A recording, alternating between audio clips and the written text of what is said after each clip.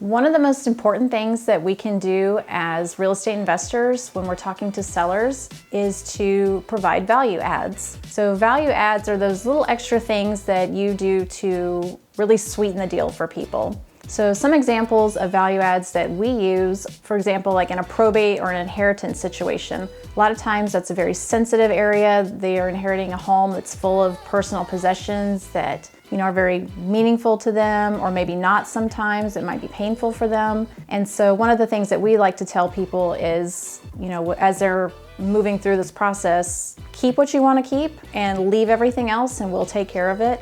And a lot of times that lifts a huge burden off of people because they aren't sure what to do with all this stuff. A lot of them already have households full of furniture and things. So really they're looking for those sentimental sort of things to hang on to. And then, we provide the service of being able to get rid of everything else. And it's really, really helpful for them. Another thing that we like to do is just helping out facilitate estate sales or garage sales, like anything to help them get rid of the stuff, because sometimes they might want to go that route, make a few extra dollars if they want to do that. So we help facilitate that. Another thing that you can do as a value add is to make the closing as easy for them as possible. So we do that by remote closings. We have mobile notaries so that they don't have to drive down to the title company and sign all those papers. That's really helpful for people that are, out of state, or they might have mobility issues or transportation issues. And so we try to make that as easy as we can for them. Another big value add that we do pretty often and people just really, really appreciate is offering them a leaseback. So that means, a lot of times people are moving out of a house and maybe they're having another house built, or they're relocating somewhere else and they need some extra time, but they want to make sure that the deal's done.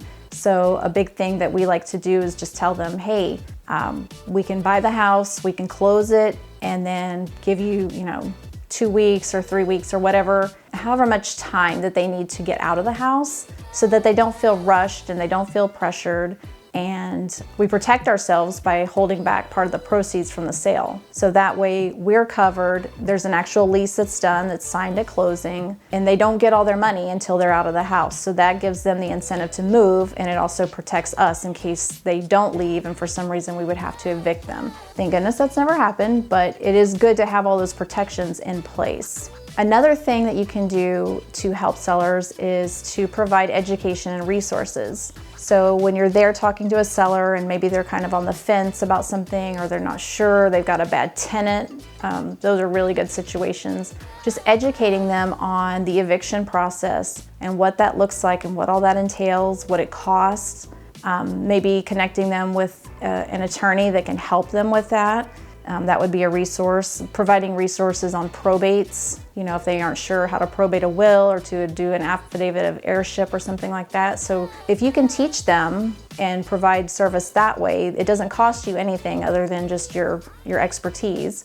And it really makes a difference to them because they see that you are really vested in helping them solve this problem of this house that they aren't sure what to do with. So what I would encourage you to do is next time you're on a seller's appointment, think ahead of time, think about the situation that they're in and come up with a few value adds that you can provide and share how it goes. Let me know how it goes in the comments.